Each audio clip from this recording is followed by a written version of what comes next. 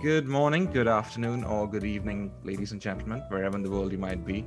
Welcome back to the 1912 podcast. It's been a while. Today we have Advait Deodhar. He is a Euro Nascar racer and an automotive enthusiast. His journey into racing began in 2012 after he graduated as an automobile design, from Turin, Italy. Since then, he's bagged a number of victories, both personal and on the podium, including first place in the Formula LGB4 National Championship in 2012, first place at the Toyota Etios Cup in 2014, and in 2018, he became the European NASCAR Elite Club Champion. So, Advait, I want to first start off by congratulating you on the success that you've had in recent years. I know that you've worked really hard to get to where you are today. So, congratulations, man. You deserve it. Hi, thanks a lot for having me here. It's great to be on this podcast. And yeah, it's been a fascinating journey the past few years. Just to clarify, I was not the champion in the LGB. That was just my first year. So I was the first in the rookie standings. Just thought First in I'd the rookie clarify that. standings. All right, I'm gonna, Yeah, because that I'm was gonna my edit that first year, out. my debut year. You can just skip that. Skip that part. All right. Remember to edit that part out. Never mind.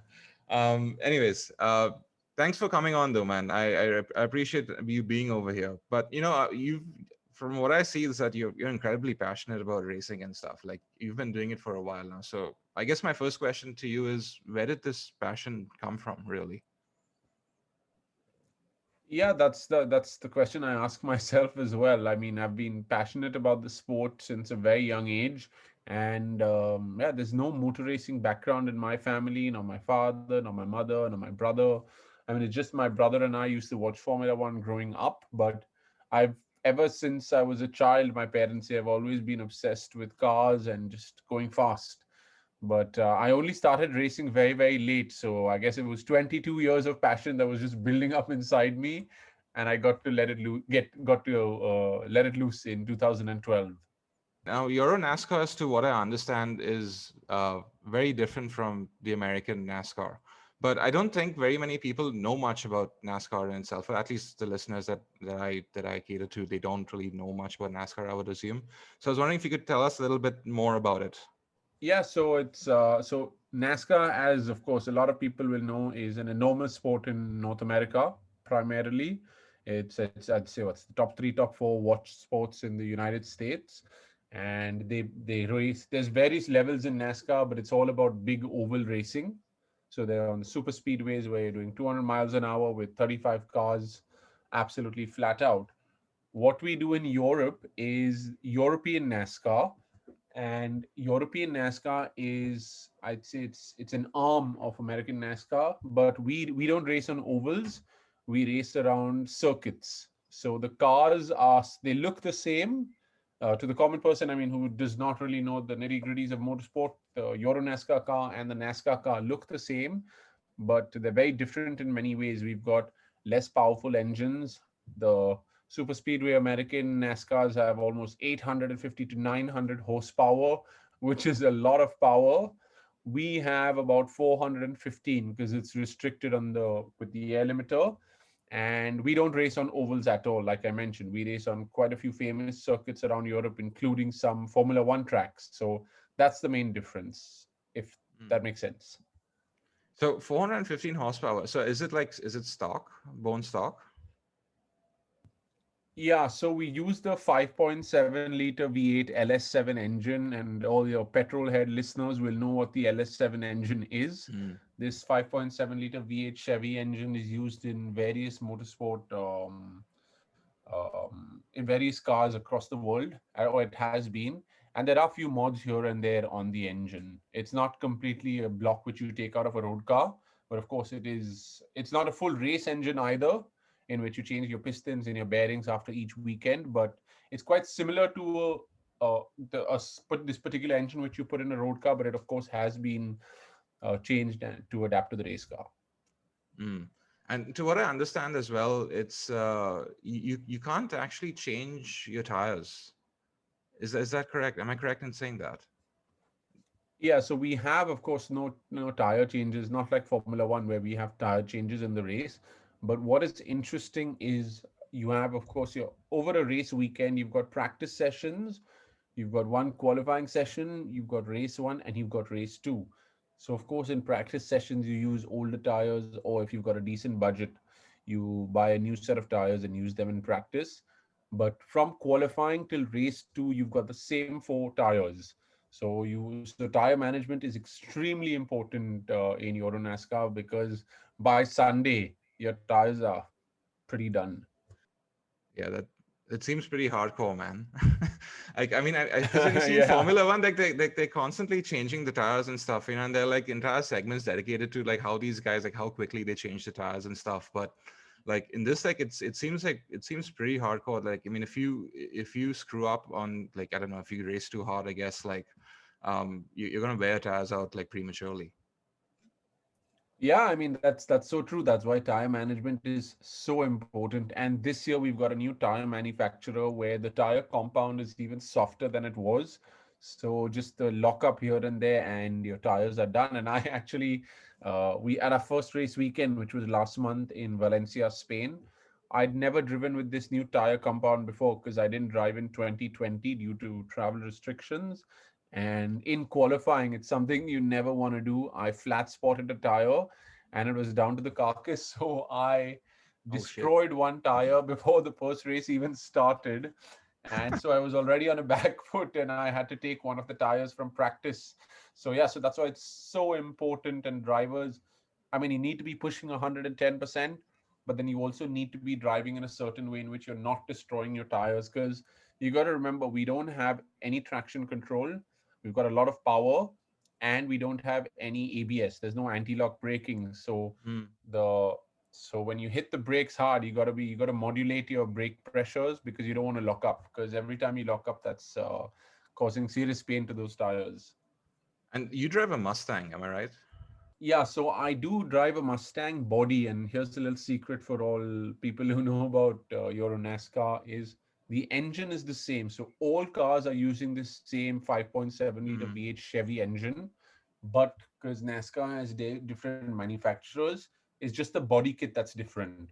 So you'll see a Camaro, you'll see a Toyota Camry, you'll see a Ford Mustang, but that's only the body kit. Underneath it is the same car using the Chevy engine. I drove a Mustang once when I went to Vegas. We drove it from LA to Vegas.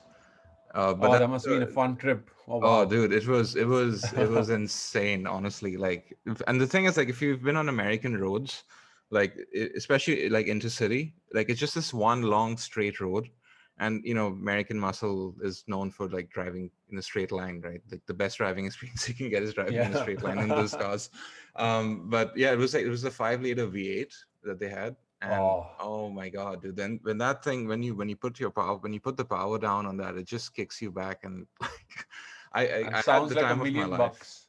Yeah, it I sounds like had a the time million of my bucks. life, man. But the thing is, like, everyone Oh. drives automatic over here, so like I'm not great at manual at all in Mm. comparison. Like, everyone drives automatic over here. So like most of the cars that you see on the road, like, they are all Auto. automatic. Yeah. So I don't know, man, because I think Takes out the I joy think out of driving.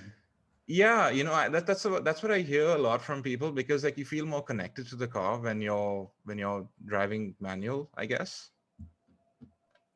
That's true, and you can do so much more when you're driving with a manual gearbox, because you're, like you said, you're in complete control of the car and what it's Mm. doing. But I think if you're driving in Mumbai traffic, like where we're both from, I'd much rather have an automatic. I Did, cannot how did stand you driving in traffic. how did you manage to get into like NASCAR? I mean, you must have been driving around in Mumbai. Like, how do you speed? Where do you speed in Mumbai? I assume like the Bandarwali Sea Link is probably one of the few places where you can actually go out, get up to speed over there, because you're probably not going to get beyond maybe second or third gear at most, I guess. Yeah, I mean, I used to. I mean, you should not say that, but I used to drive like an absolute maniac back in the day when I lived in India, and I think that's very bad. Leave driving fast for the road. Don't drive fast on the. Sorry, for the leave driving fast for the circuit. Don't drive fast on the road, and I am not very proud of it. But yeah, I think if you can drive in India, you can drive anywhere in the world, because that you're avoiding potholes, avoiding people. It's just the traffic is crazy, and it's still enjoyable though. I just did not like sitting in traffic, and I doubt Yeah. anyone does.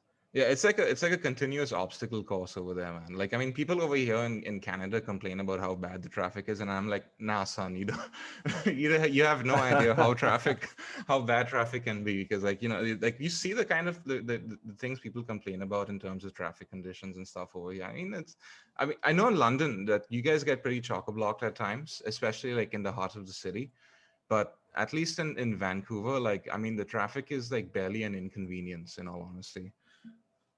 Yeah, that's the same over here. When there's two things I keep telling Londoners not to be so weak about is number one, the traffic, and when the tube is crowded. I'm like, you haven't seen Mumbai local trains and you haven't seen traffic. So please do not complain to me about the little inconvenience you have. But yeah, nobody's seen it like we have.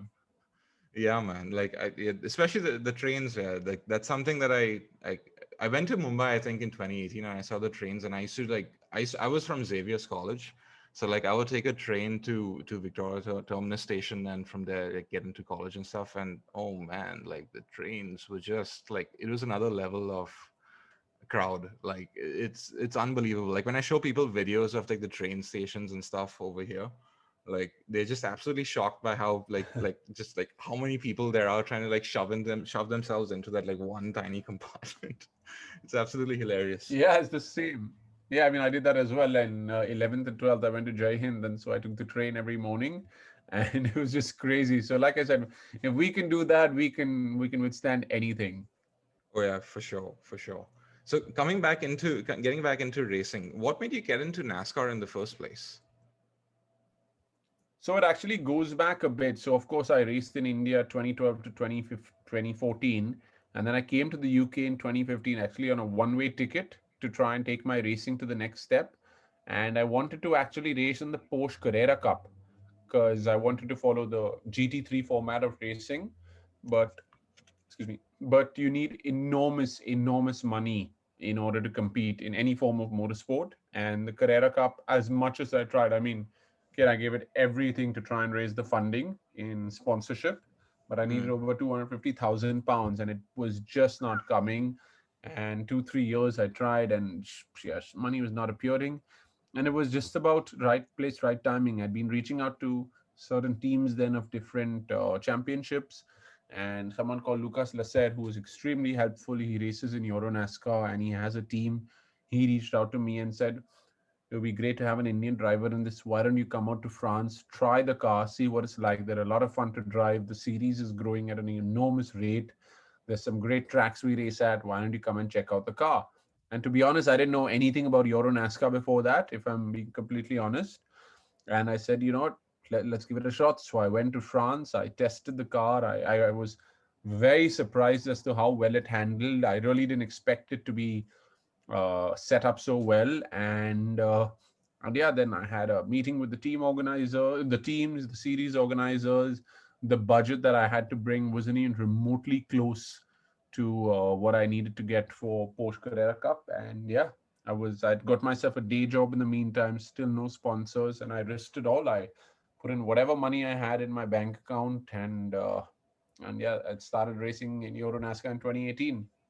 Dude, that's actually quite commendable, in all honesty. You like to have that sort of drive, like no pun intended, but to have that drive, like to do these things, like, and put literally all your savings down on the line for something like this. That's passion, man, right there. Like, and kudos to you, yeah, for getting to the point to where you are today. In all honesty, like it takes a lot of hard work, it takes a lot of struggle and stuff, and quite frankly, like I can see you making a pretty big name for yourself in itself, and that's something that's worth mentioning too. Thank you. I mean, I really appreciate that. No, thank you so much for saying that. And yeah, I mean, it hasn't been easy because I started at a late age of 22. I had all odds against me. Luckily, things went well in India. But then after a point, and the simple truth in motorsport is that you need money before you need talent because you have to pay to drive. And a lot of people don't know that. But Hmm. in whatever form of motorsport it is, the driver has to bring either sponsorship or sign a check himself to pay the team to drive or herself to pay the team to drive. And that's why, so the biggest struggle in motor racing, and that's why enough people don't succeed, is just the funding. And I've struggled all along. And I think it's like any, if you want something bad enough, you always find a way.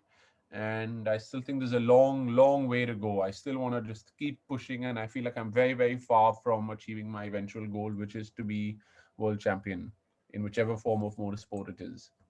Well, I can tell you that with the trajectory you're on right now, at least, um, I wouldn't say that it's very far away. In all honesty, I just given the fact that you're so driven by by doing this in itself, right? So, but you said that money takes precedence over talent in this case. Like, why is it That's so in correct. racing? Is just that is just that the nature of racing, or like is there something more at play over here?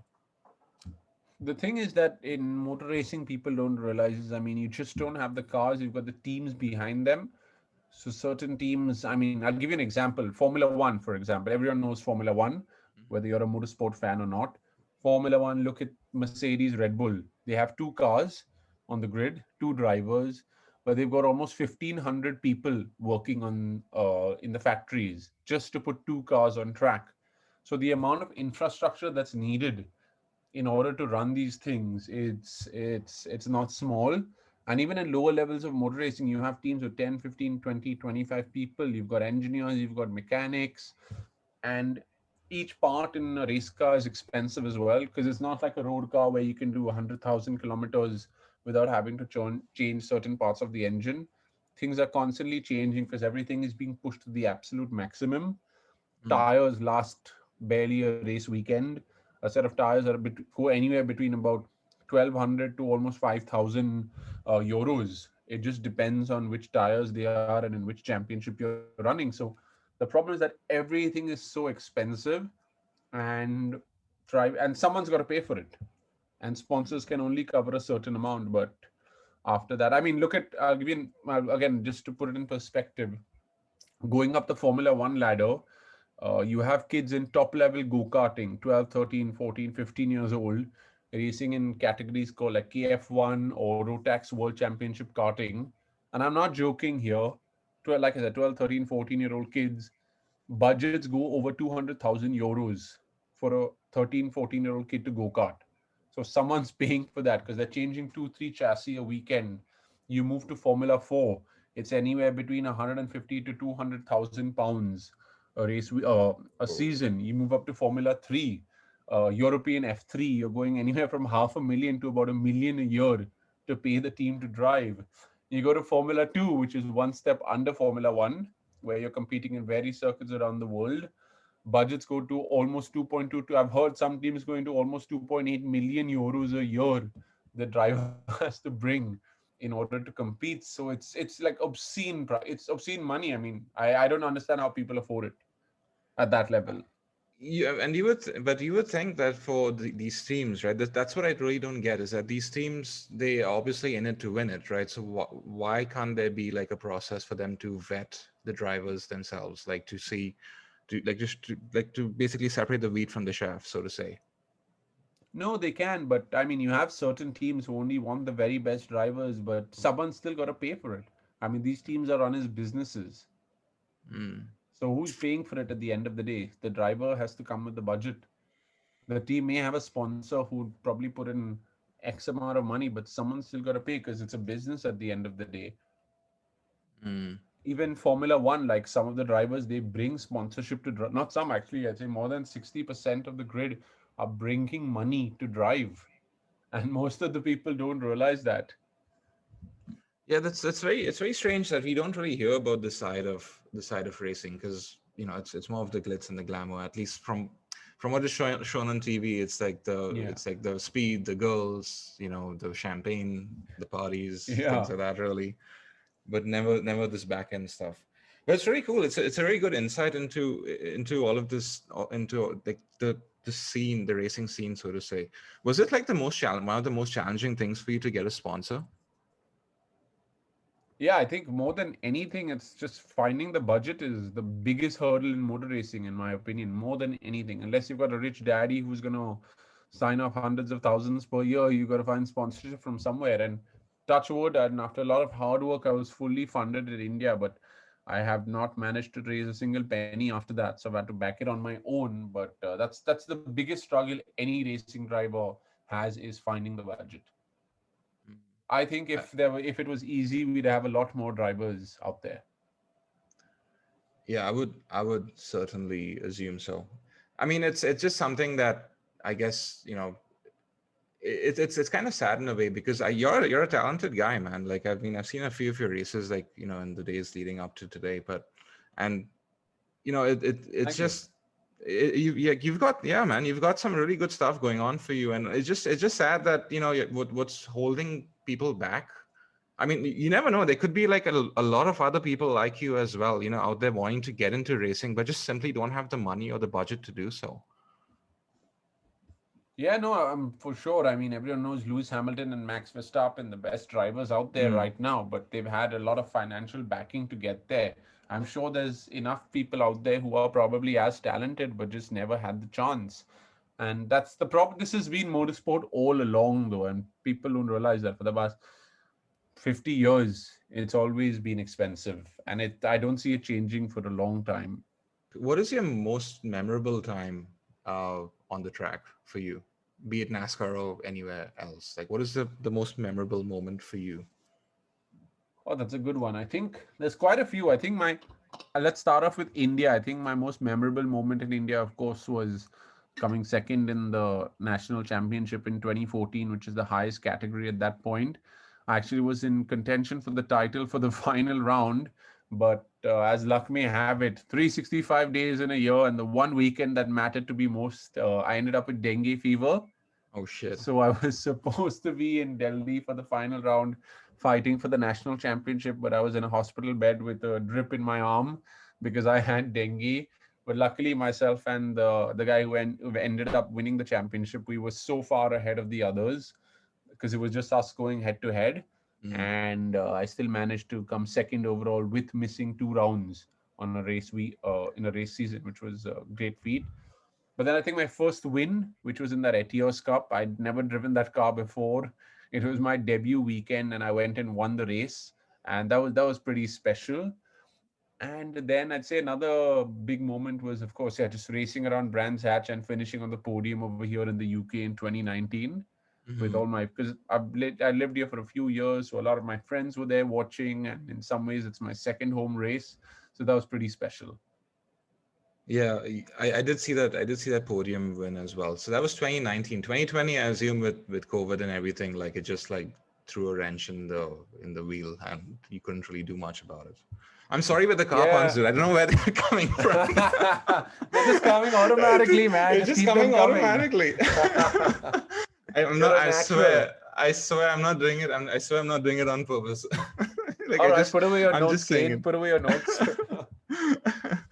Yes, I mean, yeah. So COVID, like what happened with that and the racing and everything? Yeah, so 2020, unfortunately, of course, everyone's been in a tough position, and I wanted to drive, but I couldn't because I also had visa problems because it was not possible to get the visa to go into Europe to race. Even though the championship did take place while COVID was still around, and I also didn't have the budget. I think I had the budget for about one or two races, and then I don't think I'd have been able to finish the season. But yeah, just there was no driving for me in 2020 apart from sim racing. I did a hell of a lot of sim racing in 2020. What's sim racing? Sorry, Sim is pardon my simulator racing, so simulated it's racing. Okay. yeah, e-racing. So it's a big thing in the racing world. You have like up to Formula One drivers as well who do a lot of sim racing, Is it like and those yeah, big I spent screens? Is it like those yeah big with the screens in with the front of you with the wheel and yeah stuff? with the Oh, wheel okay. and yeah Yeah, yeah. yeah. So I did a So lot of that in were 2020. you a Only gamer? Were sim you were racing. you a gamer by any chance? Like when you were younger? Not at all. I mean, actually I'm amongst my group of friends. I was one of the only guys who was never a gamer. I never played CS. I never played anything else. But you But must have played car racing games, I would yeah, assume. it Like, was yeah. I did a lot of like PlayStation racing games. With the controller. I never yeah, had the yeah. steering. I only got the steering when I started racing, and then I constantly upgraded it. And some of them now are just amazing. I mean, you can replicate a lap time on the simulator because tracks are not they're properly built by laser scanning the circuit. So even a small bump that you'd feel in real life, Oh. you feel that on the sim, and the cars as well. So what's impressive is the cars are not built by a programmer somewhere. I mean, these are built with the manufacturer. So they're all licensed. So, for example, BMW, Porsche, Audi, Ferrari, they've all worked with the developers and they've produced the car in the simulation, in the simulator, which in complete accordance to what the car is in real life. So, your small tweak on your suspension, on your anti-roll bar, on the car, what you feel in the simulator, you're going to feel the same in real life. So, they're very advanced nowadays. Yeah, I can imagine with technology these days and stuff. So like, is everything when you say like you feel the bumps and everything, like do they have like something like which resonates like a vibration or something like that every time you go over a bump or something like that? Yeah. I mean, they're super realistic right now. Even under braking as well, you've got these new, very advanced braking systems in which the amount of pressure you apply in real life can be replicated onto the brake pedal in a simulator as well. You get the vibrations in the brake once the ABS kicks in for cars with ABS. And the only thing is which they're constantly trying to improve is the tire model, because the car could be as good as it is, but at the end of it, the connection you have between yourself, the car, and the road is your tire, and the tire is so important. So to get that feedback from the tire as to the way you're driving, that's what they're constantly trying to improve. But yeah, if you ever Mm. get a chance, if you ever meet someone who's got a proper simulator at home, you should give it a go. It's not like Need for Speed or anything like that. They're pretty cool to try, and they're not easy. Yeah, it would be probably ultra realistic. I can imagine, like not like Need for Speed where you can just bump into random things and like the car just Yeah, emerges fine. exactly. Yeah. How much would those things cost though? I would assume that they would be like really expensive, especially if it's the ones like, like the ones which you're speaking about right now. Yeah, so I mean, there's always the cheap way to do it, and there's always no limit. So I mean, you can get a decent rig from about 1,000 to 1,500 pounds, and there's no limit. I know of like 50,000 pounds people spend on rigs that they've got at home. Yeah, or you have teams which have like 500,000 million euro simulators in their factories. But I think a decent rig at home could go anywhere between about 1,500 to quite a few thousand. So we spoke about the most memorable moments that you had. I would I want to I want to flip the tables a little bit. That's not a car pun, say. What is the one thing? What the one thing that you regret during your time in motorsport? And more importantly than that, like what have you learned from it? Yeah, I think like in anything, you've got the highest of highs and the lowest of lows. And for me, I say the lowest of lows in my racing career has been, of course, number one, being in hospital for when I had dengue. That was completely out of my control, and it was the most important weekend of my life. And I don't Mm. know how things would have gone differently, but hey ho, what's meant to be is meant to be. But I'd say the real lowest moment was 2019 at Circuit Zolder in Belgium, which was the penultimate round of the 2019 Euro Nascar Championship. I was actually in contention for to finish third overall in the series. This was the second last round, and this is the and on the last lap there was probably like 300 or 400 meters to the end. We were in a train, the first five cars, we were so evenly matched. We were literally in a train, bumper to bumper. And two corners before the end, I was paying attention to the guys right in front of me because they were like tussling. And I was right behind them. And I thought, okay, maybe I can jump up. But Mm. one thing I did, and I've never done that, is I didn't look in my mirror and I left the corner open as we went to enter. And the guy behind me just fired one down the inside, and he overtook me with three corners to like I said, 300 to 500 meters from the end, Mm. and I dropped from third to fourth. Which okay, fine, not end of the world. I was still ahead of the guy who I was fighting with for third overall in the championship. But I don't know if like you can ask our mutual friend Varun, and you can ask anyone else. I'm a very calm person, Kane. I never ever get angry. Literally never. I can probably count on one hand the amount of times I get angry, and it's rage, which I saw, which I've never seen before, kicked in. And I mean, I was Mm. going left, right, bumping the guy ahead because we had two corners to go, doing whatever I could, almost going onto the grass. I was like, I cannot lose this because it was a podium. And Mm. going into the last corner, I just left it too late, tried to go around to the outside. And I braked, of course, when I was off the grippy part of the track. Car kind of lost control, and there was a mud trap. And it was a left right, it was a chicane. And I said, screw it, I'm just going. And I planted my foot down to the floor, and I flew through the mud, flew back onto the Oh my circuit, God. almost crashed into the guy behind me because I didn't pay attention. So he had to take avoiding action. And then because I came on, then so the cars that was behind me, and we were going towards the finish, which was 100 meters away. I was like, I'm not losing this position. I'm not going to lose another position. So I started squeezing the guy towards the wall. I mean, there was nowhere else to go. And we both hit each other. The cars lifted about, I'd say, about a foot and a half, 2 feet up in the air. And I crossed the line in fifth. And and this, like I said, so I technically lost two positions on track in about 400 meters. But because I cut through that mud bit, and I came onto the track dangerously, and then I squeezed this guy and I basically hit his car. I was given two 30-second penalties. So I basically went from third down to 13th in the standings within a span of 400 Dude. meters. And I lost the podium. I lost a hell of a lot of points, and that eventually cost me third in the 2019 championship. And till today, I think that's something I'm going to regret for the rest of my life. But yeah, that's But life. yeah, I mean, I can see that, in the moment, the adrenaline rush, right? Because like to you, that's a fucking dream, man. Pardon my English. Yeah. Like it's like it's right there, and then like to see it like blown away, like just by one small mistake. I can imagine the road rage that you must Oh, have felt, I'm in all not honesty. joking, Kane. I have never seen rage like that before. And like I said, people who know me know I'm not an angry. I never ever get pissed off, but I don't know what happened to me. I didn't pay any attention to any of that. And imagine I literally like try to ram this guy into the wall just to keep my position. And I saw the video I was shown the video by this because I was called to the stewards. They're like, "What the fuck were you doing?" Excuse my French again.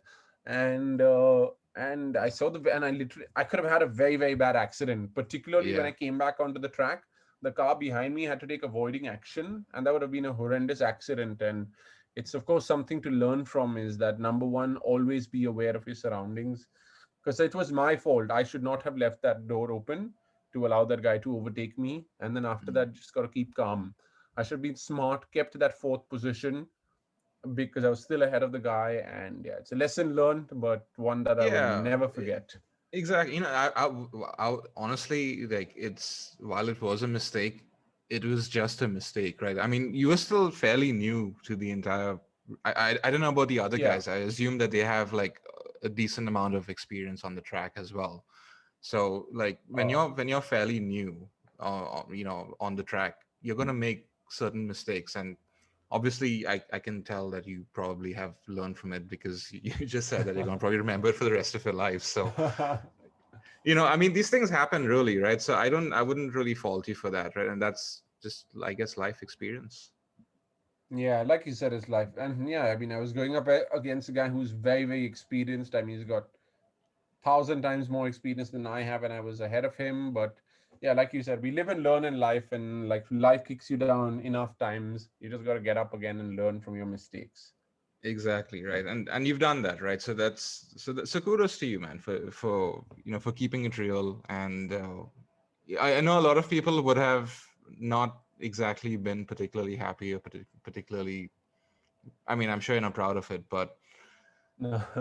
it's something that you sort of worn on your sleeve, and just said like, yeah, this happened, and I've learned from it, and now I'm better at it. And I think that's what sort of sets you apart in a way, is that you don't let things like this sort of define you and define your motivation for racing, really. And you just sort of plowed on forward and been like, okay, this was a mistake. I've learned from it now. What can I do better the next time so that this doesn't happen again, right? So you've done that, and Exactly. that's good, Exactly. There's right? no point. Yeah, there's no point crying over spilt milk. It's done. It's done. You just got to suck it up and learn from it. Exactly. So, changing gears a bit. Shit. Shit. Man, you have to have planned this out. Oh No no, no! way. I swear, dude. I swear. I swear, Oh, you're dude. natural then. No, man. Shit. I swear. Um, I swear, I've not written any of this down, dude. I'm not like doing some Mr. Freeze kind of ice puns, like it just. Amazing. Um, I wanted to ask you. I'm not. I shouldn't be like. Anyways, What are your favorite cars? I would say my ultimate dream car, and which I definitely want to have one day in my garage, is the Ferrari F50. Mm, I know a majority of people like the F40, that it's such an iconic car, but there's something about the F50 that I love. So I certainly would like an F50 in my garage one day. But I'd say with current cars, I'm a huge Porsche man. So my favorite is it's a tough one. It's either the 911 GT3 RS or the GT2 RS. Those are my mm, dream cars at this moment. I think Porsche make amazing cars, and these two are basically race cars for the mm. road, and they I sound wish like I a could. million bucks. Yeah, man. I see a few of the GT the GT3 RSs over here. Like there are, like I said before we were speaking, before we started recording, like Vancouver has a lot of these fancy cars, dude. Like Yeah. like when you hear these cars coming down the road, like everyone just turns and like, what the fuck is that? It's Yeah. it's I've seen them like quite a number of times, and they are beastly looking cars, man. Like I would love Yeah. to own one of them, but unfortunately, they are they're way out of my price bracket. Never say never. Never say never. Exactly. I agree. Like right now, You like never my need to do it. Yeah. right now I'm driving a Hyundai Sonata. Well, at least that's better than me. I ride a bicycle to work every day. So at least you've got Really? something to drive. Yeah, I don't know. I live in London and I don't have a car. I keep saying I'm going to get one, but I just feel like London, it's just so congested Yeah, is and it I would worth it never use even? it. Yeah, so I ride a bike to work every day. So You must be into fitness, like yeah, fairly, you have I to would be because, assume. yeah, racing is such a physically demanding sport. It's And you're, extremely physically I demanding. saw, I saw this one interview of you with, I think I don't remember which language they were speaking, but there was this girl and there was this guy, and like you were absolutely towering over them, man. Like, what's your height? Yeah, yeah, I'm 6'4". Oh, It's you're my height. 193 centimeters. Oh, are you six Yeah, four as well? I'm 6'4" too. Okay, yeah, so I Ah, no completely way. get it. Yeah. Yeah, I'm 6'4". I'm Yeah. 6'4". And it's not easy to fit in a race car with this height I because can race car imagine. drivers should be as tiny as possible. I can imagine. Like even sitting in my car. So like I got the new Hyundai Sonata. It's like Nice. it's the 2021 version, and so it's like a boat, dude. It's like fairly big, but it's still a sedan. And And like it's very I comfy. just I like the Sonata. It's very comfortable. yeah, they're super comfy cars. And for for the price, like the build quality and the materials which they use inside, it's really good, man. Like I was just like I was Yeah. actually quite surprised because like I was looking for other cars within the same price bracket, like the Accord, the Camry, the Mazda 6. The Mazda 6 I would say is a pretty good sedan. But the Sonata was just like I was like wow, because like the kind of Oh, no, for technology sure. Yeah. which they jammed in that car, like from things like what is it, blind spot monitoring. They have adaptive cruise control. They have like, so I can like leave the steering wheel and it like drive down the highway for me, and Oh, like nice. like, and this is in a Sonata, man. Like you see That's like nice. other, Yeah. you see cars that are much higher price bracket with things like this, right? Anyway, so like when I sit in this car, my head still touches the ceiling, so like I have to take Really? the seat to like the lowest possible setting, and Yeah. like and put it a little back a bit just to like to sit in there properly. I wanted an SUV, but my girlfriend was like, nah, she can't drive an SUV. No, but yeah, it's a problem. I think being our height, it's like just if you ever want to go and become a racing driver, Kane, just think about it. You're probably too tall because Yeah. that's one of my biggest struggles. Is apart from, of course, the funding, is fitting in. Because when I Mm, raced Formula cars, it was just because it's such a small space, and to fit into the car was very difficult. And now in NASCAR, I mean, I have to climb in through the window to get in because these cars don't have doors. But I'm absolutely on the limit. My head has probably got half an inch above it to the mm. roof, and yeah, it's just a difficult squeeze, but yeah, managed to make it work. So when is NASCAR becoming more popular in India? Would you say, is there sentiment? Is there better sentiment for for the race, for the racing, the motorsport, really? Yeah, so it's not, I mean, to be honest, it really isn't. Not very many people know about NASCAR in India. I mean, in motorsport in general is relatively unheard of amongst the, the large masses in the country. So hopefully, I mean, I'm trying to get it to change. I'm trying to get them to televise it on Indian TV. I have my races televised live on YouTube. I'm trying to expand them to more. channels, and at the moment it's very very small. But let's hope we can change it soon. Yeah, I hope so. I hope so too, because like I mean, in India, it's mostly like the regular stuff like cricket, Yeah, cricket. football, Yeah, things like that. Really, I do know Formula One is somewhat big in India. it's There growing. are Yeah, it's growing. yeah, Yeah, they do have a. 'Cause I remember like sitting down with my cousins when I was like really young, and like the entire family would sit and like just watch the television, watching F1 like all the yeah, time. But NASCAR was something that like honestly, I'll tell you like the reason I got the way I got into NASCAR was because of they had like a racing game, video game, like they had a NASCAR yeah. racing game, and I picked it up, and it was like the American NASCAR where you just like drive around in a constant loop, and I was like, this is like a really boring game. Like there was nothing to do in it, in all honesty. Like it's just like you're Exciting. Yeah. going, yeah, you're just like going around in a loop like constantly. But Hmm. Euro Nascar, on the other hand, like I was actually surprised that it was in a circuit, because I think that's much more exciting to have. Yeah, no, I mean, like the racing is honestly, it's so much fun, and I'm gonna send you the link when I'm racing in my next round on the 4th of July at Brands Hatch, and I tell this to people. I say, don't just watch because I'm racing. It's actually fun to watch because there's constant lead changes. These are big, fat, exciting cars. I mean, and the racing is so close. Mm. So I urge more people to watch Euro NASCAR. Oh yeah, for sure. And like, what kind of circuits? Like, where are the circuits? Are they specially built for NASCAR, or is it like are you using like F1 circuits or something? Yeah, so we raced on some pretty iconic circuits. So we raced at Valencia, which Mm. is circuit Ricardo Tormo, which is actually also used in MotoGP. So they have Hmm. MotoGP that races there. They have various GT championships, Formula 3 that race there. So that was that. Next round is at Brands Hatch, which is actually an old F1 circuit. It's one of the most iconic circuits in the world. Any motorsport fan will know what Brands Hatch is. So we're there. Then after that, we're going to the Czech Republic at Circuit Most, which is I'd say it's probably my favorite circuit on the entire calendar. It's just Really? incredible.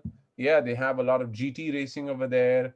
Then after that, we were supposed to go to Hockenheim, which is a Formula One circuit. Everyone knows what the Hockenheim Mm. Formula One circuit is. We raced there in 2019. But this year, because of COVID restrictions, Germany is not allowing the event to happen. So unfortunately, we've had to cancel Hockenheim, and we're going to race in Croatia with at a circuit I've Dude, never raced that before.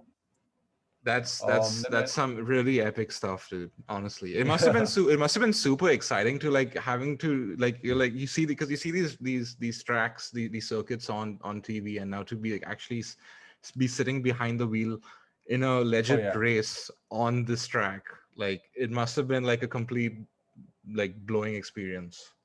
yeah, it feels great. Yeah, no. Then we've also got Circuit Zolder, which is an ex Formula One track as well in Belgium, and we've got Vallelunga in Italy. So there's some really nice circuits that we get to race around. The calendar is really fun. Right, right. So what's coming up next for you? So next is Brands Hatch, which is the British race, and that's Mhm. exactly 2 weeks from now. So it's the 3rd, 4th of July that weekend. That's Saturday, Sunday. So it's a home race for me in some ways. How are you feeling for it? I'm feeling good. I mean, I really like the circuit. And I mean, I was not happy with the way the season started. The result was not to what I expected, but I'm feeling confident for Brands because we've had good success there in the past, and the team have a good setup. And yeah, I just can't wait to drive again. I can't wait to get behind the wheel. So like I mean, did you ever do any driving at all like in the past year, other than the sim driving? No, so I didn't do any driving at all in 2020, which is not good. And that's why when I came back for the first run in Valencia, um, Rusty, it yeah, it was, must have been. yeah, it was a bit rusty. And also the car, I mean, the setups had changed because there were new regulations. The tire compound had changed. So it was a bit difficult getting used to, Mm. but we managed eventually. How would the tire compound how was that how would that affected driving? Like what is the feeling behind the tire compound really changing that affects your driving so drastically? So yeah, so it depends on the amount of grip you can generate. So Mm, of course the tire, because you're pushing the tire to the absolute max. So it depends on the amount of grip, because they're slick tires, they're not grooved, so they have to mm, reach a certain temperature in order for them to generate mechanical grip. So it depends on, of course, the amount of flex you have on the tire, and also under braking. I mean, if they lock up easily, because these tires were locking up very, very easily. Also around fast corners, I was just getting a lot of understeer, so we had to change certain things on the setup, because the car was just washing wide, particularly in the first corner in Valencia, which is a very fast corner. So all these things make a huge difference actually, mm. and for a driver to get used to. Right. And does the would the body of the vehicle affect like the performance at all? Like, because I mean, a Camaro is different from a Mustang, is different from a Challenger, is different from a Camry, right? So, as in terms of the body structure, really. So, I mean, I would assume there would be certain elements which would be advantageous or disadvantageous depending on the car that you're in. So yeah, these cars aren't extremely aerodynamically efficient, and if you look at the body shell, they all look quite similar. It's just a few things here and because I said it's just a shell. So even though it's a Camaro or a Mustang or a Camry, the shell is the same. It's only a few things on the front and the back that look different. So in that sense, if you're driving a Mustang, or if you're driving a Camry, or if you're driving a Camaro, you're not going. There's no difference, because it's just the shell at the end of the day. It's just the stickers. Like, even though you see the lights on my car, they're not real Yeah. lights. They're stickers. Oh yeah, yeah. I was looking at that. Yeah, yeah, yeah. They're actually stickers. Are you there? Hello. I'm here. Can you hear me? Oh yeah, yeah, I think he got muted for Yeah. a second. Anyways, Oh, sorry. that's okay. Yeah, so when I love muscle cars, man, in all honesty. I don't know, I think it's an Indian thing to like muscle cars. Um I see a lot of so there's a lot of like Indian boys over here in Vancouver, and literally all of them drive muscle cars. Like, Mustangs, Okay. Camaros, Challengers, Dodge Chargers, things like that, really. But I absolutely love, Yeah. like, I actually love the feel of being in a muscle car.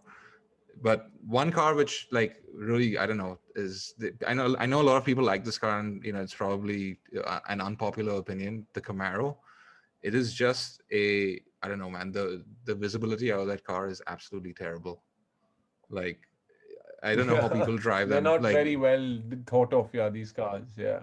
yeah, I mean, it's more style over substance, in all honesty, because like when I sat in a Camaro, firstly, it's incredibly tight, like for a car its size.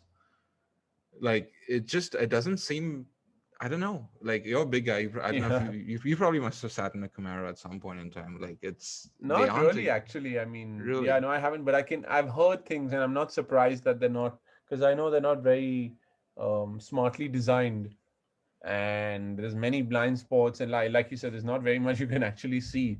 But I know I can completely relate to what you're saying, because I've heard of people saying the same.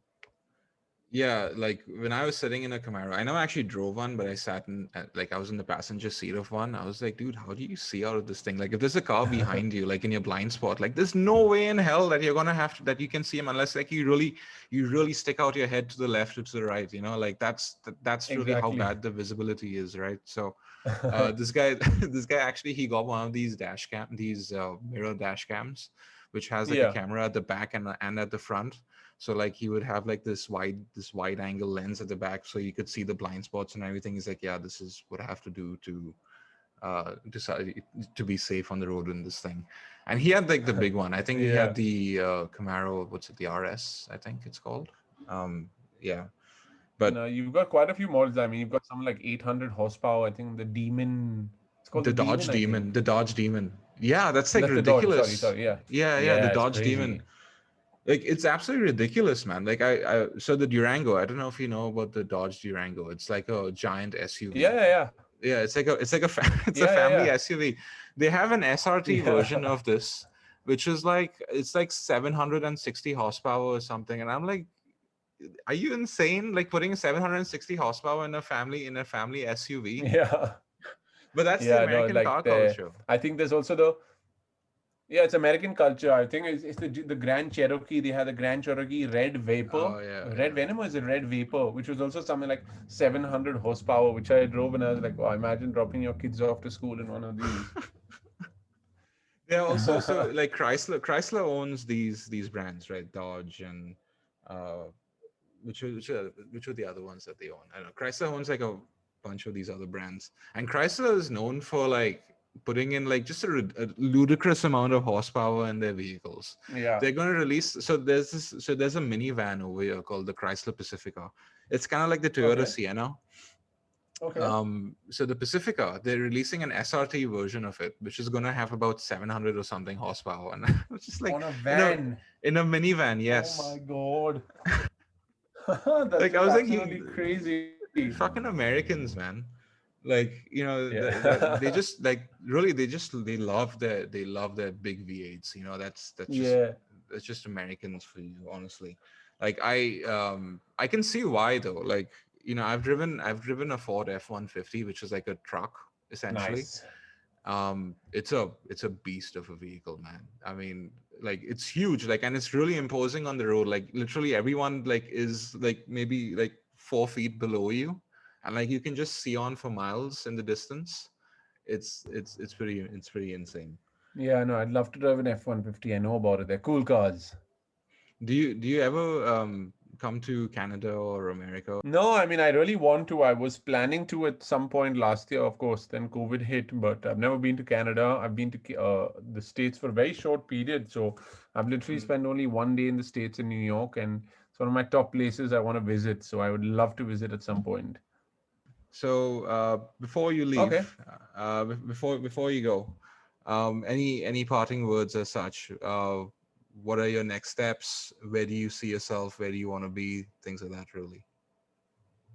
Yeah, no, I think whoever's listening, I hope you can follow some of the Euro NASCAR season.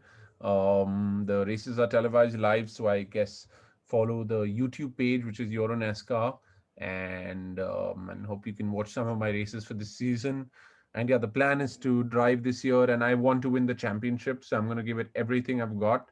I'm going to be working really, really hard behind the scenes to make sure that I deliver on track, and let's see what the future holds. I want to eventually make it to the States. I want to cross the Atlantic and do some proper big, big top level top level NASCAR racing in the States, or even GT racing. So let's see what the future holds. I hope everyone who's listening can follow the journey. And thanks a lot for having me, Kane. It's been really fun. Yeah, man. Likewise. Like I said, you have a very inspirational story overall, and like, you just don't quit. That's what I like about you, man. Like you're one Thanks. of those people who just like says fuck it. Like if this thing happened, that thing Fucking happened, go for whatever. it. Yeah, Yeah. man. Just go for it. Like just do it, whatever. And like What's the worst that'll that's happen? You didn't get it. Yeah, just go for it. exactly. Like it's not many people like have that sort of I don't want to say drive. One for the road. You can say. Okay, yeah. Not many people have that drive, and that's something which I really admire, and you know Thank you. I hope that you achieve whatever you want to achieve, and I'm 100% certain that you will get to places, like, in all honesty, I wherever that appreciate it. might be. You're a NASCAR, maybe even F1 one day, I don't know, right? It depends on how, Thank you. if you fit in those vehicles or not, but yeah. No, All thank right, you so so much. thank you again. I'll speak to you soon, and I'll add the links to all of your social media and Of course. in Okay. in the video as well. And yeah, send me the link to the race, man. I would love to watch. Yeah, we'll do that. I'll definitely send you the link. All right, And all right, thanks a sweet. lot. Cheers, man. Take care, Okay. and See you, good man. night. Yeah. Thanks. Bye. Bye bye.